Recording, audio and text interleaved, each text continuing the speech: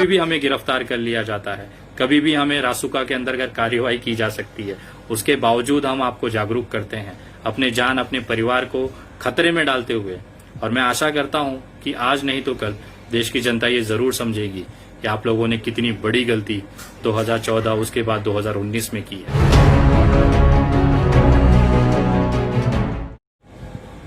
नमस्कार दोस्तों, मैं विनय दुबे मुंबई से। मोदी जी कल फिर आए थे, देश को संबोधित किया और वो दिव्य ज्ञान देके चले गए जो आज तक किसी भी भारतीय को पता नहीं था। क्या दिव्य ज्ञान देके गए? ये वाला।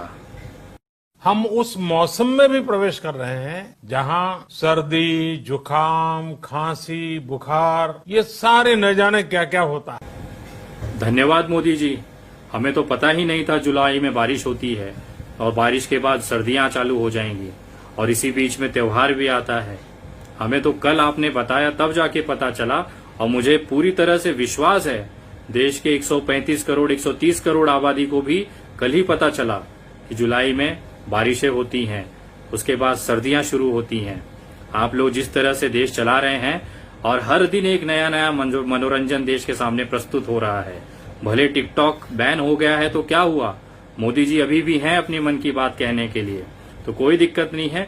देश में एक प्रधानमंत्री के तौर पे आप भले ही असफल रहे हो, लेकिन देश की जनता को अपने मनोरंजन में बांधे रखने में आपसे ज्यादा सफल व्यक्ति इस देश में, इस धरती पर हो ही नहीं सकता है।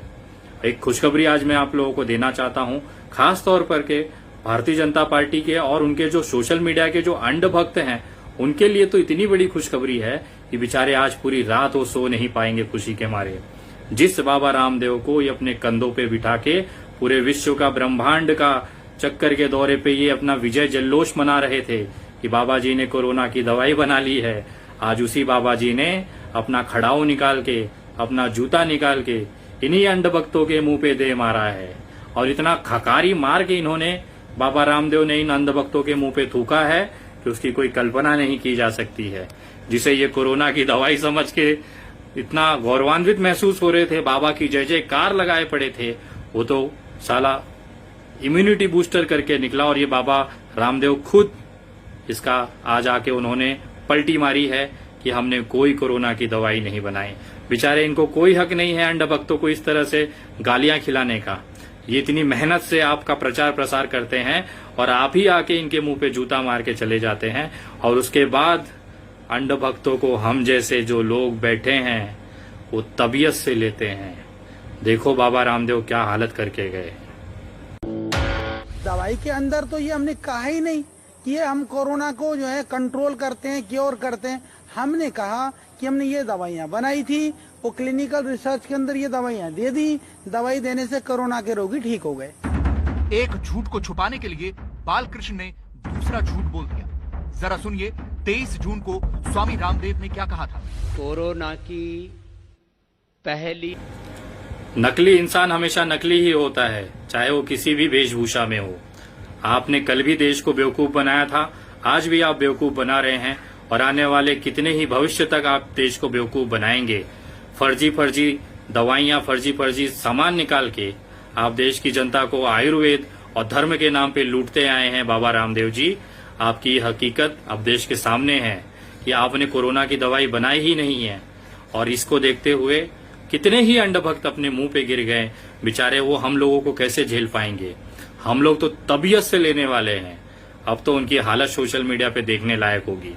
दूसरा, आज जिस तरह से मोदी जी आके संबोधित करके चले जाते हैं, हर एक मध्यम परिवार को ये अपेक्षा होती है कि मोदी जी आएंगे और मिडिल क्लास परिवार के लिए कुछ न कुछ कह के जाएंगे। वो आते हैं 5 किलो चावल, 5 किलो गेहूं, 1 किलो चना दाल, 1 किलो दाल दे के चले जाते हैं, लेकिन वो भूल जाते हैं कि बच्चों की स्कूल की फीस के लिए स्कूल से प्रेशर है। वो भूल जाते हैं कि घर का भाड़ा देने के लिए मकान मालिक सर पे बैठा हुआ है। वो भूल जाते हैं कि राशन वाले का बिल बकाया चल रहा है। दोस्तों से, मित्रों से उधार लेके, परिवार के लोगों से उधार लेके, रिश्तेदारों से उधार लेके वो घर चला रहे हैं। उसके लिए कोई व्यवस्थाएं मोदी जी नहीं कर पाते हैं। यहाँ तक कि इस समय देश के अंदर डीजल पेट्रोल के भाव बढ़े हुए हैं। डीजल का भाव बढ़ने के कारण जो हमारी आर्थिक हालत है वो धीरे धीरे खराब होते जा रही है, सामानों की कीमत बढ़ने लगी है और इसका असर सीधे सीधे आम जनता पे पड़ेगा। और मैं आपको दावा कर सकता हूं कि जिस तरह से अंधभक्त अपने अंधभक्ति में लीन हैं, उनको कुछ नहीं दिखाई दे रहा है, अभी ये आग उनके घरों तक पहुंच गई है। और उसी का असर ये हुआ है कि भारतीय जनता पार्टी के कार्यकर्ताओं ने रस्ते पे उतरकर भारतीय जनता पार्टी का डीजल और पेट्रोल के भाव को लेके विरोध प्रदर्शन नाचते गाते हुए किया है।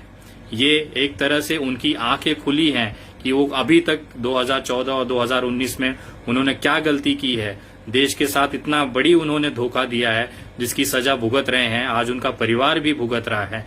उसको देखते हुए बहुत ही कम तादाद ही सही, लेकिन उन भाजपा के कार्यकर्ताओं को ये समझ में आया है कि देश की जो लगाम है वो गलत हाथों में दी है। और देखिए किस तरह से भारतीय जनता पार्टी के कार्यकर्ता विरोध प्रदर्शन कर रहे हैं बढ़ते हुए डीजल और पेट्रोल के दामों का।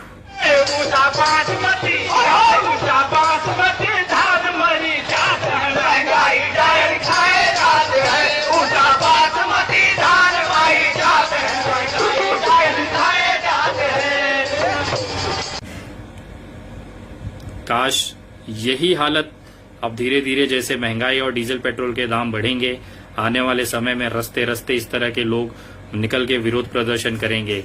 और ये मोदी जी की मेहनत है, 18-18 घंटे की मेहनत है और उसके वजह से आज ये मुकाम पे पहुंच पाया है। आपको अगर गुजरात की हालत बताऊं तो गुजरात में लोग रस्ते पे निकल के मोदी जी का जय जयकार कर रहे हैं। गुजरात मॉडल की इतनी धज्जियां उड़ाई जा रही हैं कि वो आप समझ नहीं सकते हैं। वहां के मुख्यमंत्री रूपानी जी का तो हालत इस कदर से है, न वो अपने कार्यालय से निकल पा रहे हैं, न घरों से निकल पा रहे हैं। ये देखिए गुजरात मॉडल।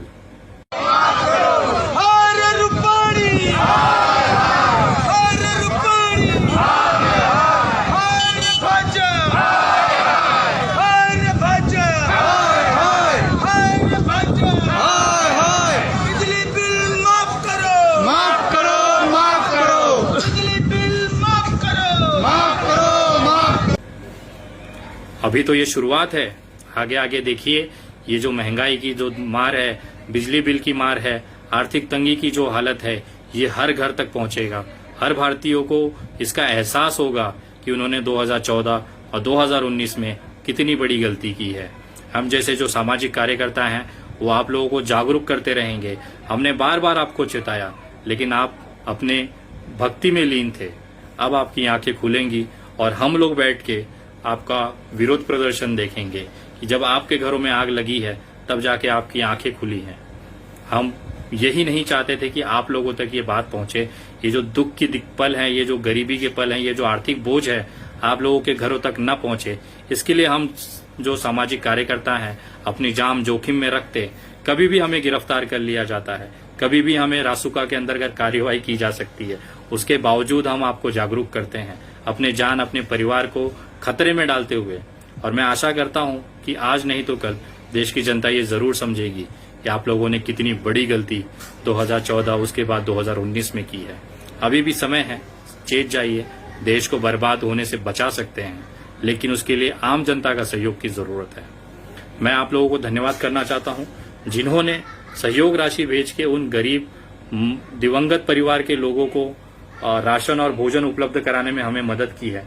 मैं आप लोगों को बताना चाहता हूं अभी तक 218 परिवारों को हम लोगों ने 1 महीने का राशन दिया है प्रत्येक परिवार में, चाहे उनके घर में 5 सदस्य हो, चाहे 10 लोग हों, प्रति व्यक्ति के हिसाब से हम लोगों ने 218 परिवारों को और ये राशन पहुंचाया है। और उसके लिए आप लोगों उन तमाम लोगों को मैं धन्यवाद करता हूं जिन्होंने इसमें सहयोग किया। अगर अभी भी आप इसमें मदद करना चाहते हैं तो आप हमारे पेटीएम, गूगल पे और फोन पे नंबर 9594394948 पर अपना अनुदान भेज सकते हैं। आपके भेजे गए एक रुपए से किसी जरूरतमंद परिवार को राशन और भोजन मिल सकता है। अगर आप यूपीआई ट्रांसफर करना चाहते हैं तो यही नंबर है 9594394948 @UPI। आप इस पे भेज सकते हैं। मैं आप तमाम लोगों को धन्यवाद करता हूं और आशा करता हूं ये जानकारी आप सभी भारतीय तक पहुंचाएंगे। और इसी साथ में आगे भी इस तरह की चीजें लाते रहूंगा। आप लोगों का साथ और प्यार इसी तरह बना रहे। जय हिंद, जय महाराष्ट्र।